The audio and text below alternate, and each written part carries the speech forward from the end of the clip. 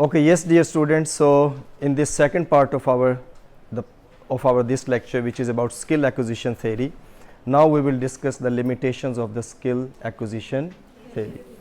So, for your brief understanding, I just review what we discussed in the first part of this skill acquisition theory, in which I explained to you what is skill acquisition theory about language learning. We discussed that according to skill acquisition theory, there are 3 stages of language learning. So, language is learned just like any other skill. The first stage is the stage of declarative knowledge or declarative stage, where we get to know the theoretical knowledge of the language. We get to know the rules and regulations of the knowledge of the language. The second stage, which is proceduralization stage, where we get procedural knowledge. So, we apply that theoretical knowledge and we use that knowledge. We start using the language. We use that theoretical knowledge into our practice, into our practical work when we use language practically. So, we use that theoretical knowledge to the next stage, which is procedural stage, when we use that knowledge and we start using the language. But still, we are not the proficient users of the language. But when we keep on using language for a long period of time and we get exposure to the language, we repeatedly make use of the language, then a stage comes when we are very much proficient in the use of the language. Our proficiency in language is to the maximum extent, or in some cases we develop native like proficiency. So, that stage is called the third stage, which is the stage of automatization, where our mind automatically processes or very quickly processes the whole of the knowledge of the language, and immediately we start producing the language. Now, just apply these principles of skill acquisition theory to your own situation, as well as to the situation, to your own instructional situation, just like you studied English language in an instructed language learning context in your schools.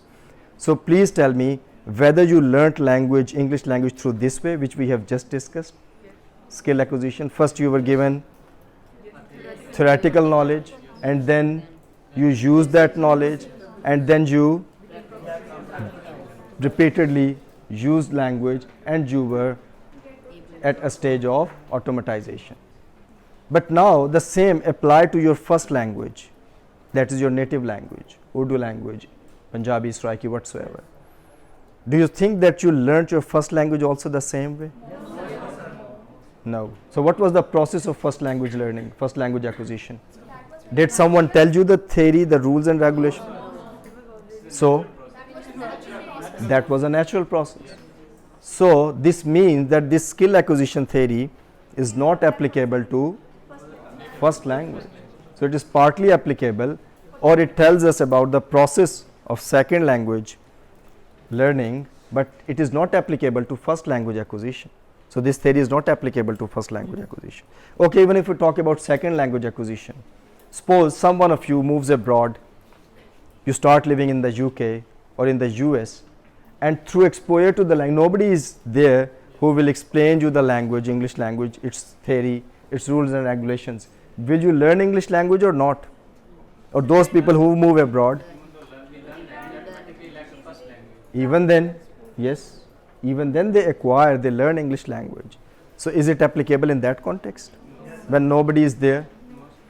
So, this is not applicable in this context, because we learn language from the environment, from surrounding and context. yes, so this is, yes. In this process, we are not need to technology. Yes, this is another drawback, that this skill acquisition theory does not match or does not discuss the issue of the natural language learning process. So, it talks about language learning which takes place only in a limited context. And what is that context? Only the learning procedures, like the educational, which we in technical terms we say instructed language learning context. Yes. So, skill acquisition theory discusses or talks about the process of language learning which takes place only in a classroom, Yes. in an instructional context. So, yes, in a classroom we do learn a second language by following this way, that is by following the 3 stages: declarative stage, procedural stage, and automatization stage. Yes, and in our context, as we are the second language learners of English in Pakistan, which is a foreign language learning context, and mostly we learn English language in instructed language learning context. So that's why this theory seems to us that yes, it's really applicable to second language learning. But there are still two main drawbacks of this theory, that it is not applicable to first language acquisition, which is the natural process of language learning. Similarly, it is not applicable to the process of second language acquisition, which takes place in the natural context. That is when we are with the native speakers, or we learn the language which we learn from the society, from the environment, from our exposure to that target language. So skill acquisition theory talks about or discusses only those aspects which are relevant to instructed language learning context. So that's why the four main limitations which are highlighted with reference to skill acquisition theory are: first is that adult learners are it is applicable to only adult learners, and specifically those who have got definitely an aptitude for language learning. Even this is not applicable to all adult learners. Just like even some in your class, you are all adults, but you will not, or you might not have the same level of proficiency. You have studied English in the same instructed language learning context, but still your level of proficiency is different. One of the reasons is this, that some of you would be having aptitude for English language learning, or some of you do not have aptitude for this second language learning, that is English language learning. So this theory is only applicable to those adults who have got aptitude for English and this theory, or second language learning, and this theory is not applicable to child language acquisition, because as a child we learn language from the surroundings, from the environment, by exposure to the target language.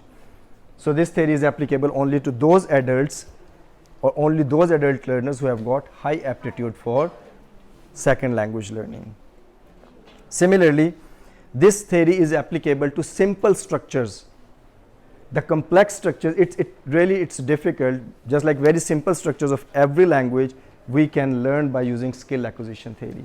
But the difficult structures, no doubt that it's not, we can also learn difficult structures by using this, but this is another criticism about skill acquisition theory, is that it is most applicable or more applicable to those structures of the target language which are relatively easier, because the easier structures we learn easily, we get their theoretical knowledge and we put them into practical knowledge, into proceduralization stage or into the automatization stage easily. But the difficult structures, it takes a lot of effort. Just like conditional sentences, we take, as second language learners, we take a long time to automatize the understanding of conditional sentences. If it had rained, I would have come 1 hour earlier. But this is because comparatively this is a structure which is slightly difficult, so it will take more time. But simple structure, just like I am speaking, you are listening, they are running, we will learn these structures very easily by passing through these stages: theory, procedure and automatization. So this theory is more applicable to easier structures of a language, but not to the very much to the difficult structures. Then it is not applicable to those which are young learners, and even in case of adult, it is applicable to those who are at the initial stages of their language learning. So those learners who are at the initial stages, definitely they will go for theory, they would like to go for the knowledge. But advanced level learners, they do not need theory and all that.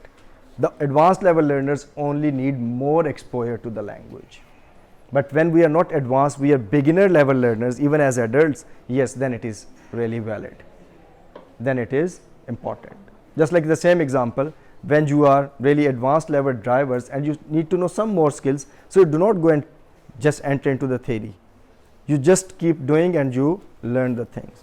But initially, yes, you need all these. As beginner level learners, you need to know about all three stages: theory, procedure and then automatization. So again, this is the third drawback or criticism on skill acquisition theory, that it is applicable to only those learners which are relatively at the initial stages of their learning. And lastly, this theory, as we discussed earlier, this theory is applicable only to the instructed language learning context. This theory says nothing about the natural process of language learning which takes place in the natural context, in the natural environment. So this theory talks about only instructed language learning context. Okay.